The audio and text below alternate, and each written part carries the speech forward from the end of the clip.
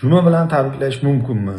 Juma bilan, shanba bilan, yakshanba, dushanba xohlagan kuningiz bilan, xohlagan oyingiz, xohlagan yilingiz bilan kerak bo'lsa tabriklashingiz mumkin.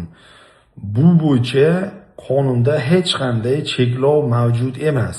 Endi bitta yigitimizni gapini tashlashyapti, mana juma bilan tabriklamanglar, boshqa degan gapi bo'ldi deyapti. Agar ahamiyat berib qarasanglar, o'sha joyda u yigitimiz juma bilan batamom tabriklamanglar demagan. Juma bilan o'zingizlar yozib tabriklab olsanglar bo'ladi degan. Endi ba'zi narsalar kelganda ichida o'sha arab tilida yozilgan davlatga qarshi yoki nashida ko'rinishidagi boshqa diniy materiallar bo'lishi mumkin. Ana o'shanda javobgarlik masalasi ko'tarilib qoladi degan ma'noda gapirdi. Endi u aytdi o'sha yerda juma bilan tabriklamasangiz ham biladi, boshqardi. Endi u o'zini fikri.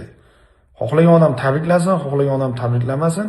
Faqat o'sha har xil arabcha boshqa yozuvlarda bo'lgan narsalarda ehtiyot bo'linglar. Ya'ni bu yerda har xil so'zlar, yozuvlar, gaplar davlatga qarshi, tuzumga qarshi, konstitutsiya tuzumga qarshi bo'lishi mumkin. Ertaga misol uchun o'shani olib ekspertiza o'tkazganida, agar ekspertizada davlatga, tuzumga, konstitutsiya tuzumga qarshi narsa aniqlanadigan bo'lsa, javobgarlik masalasi ko'tariladi.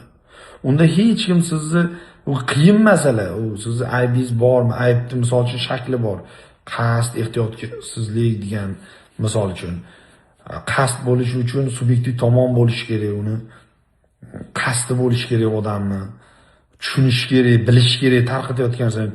Tushunmasangiz u javobgarlik masalasi ko'tarilib qolishi mumkin degan ma'noda gapirdi menimcha bu yigitimiz. Lekin umumiy qilib aytganda juma bilan tabriklash bironta qonun osti hujjatimizda taqiqlanmagan.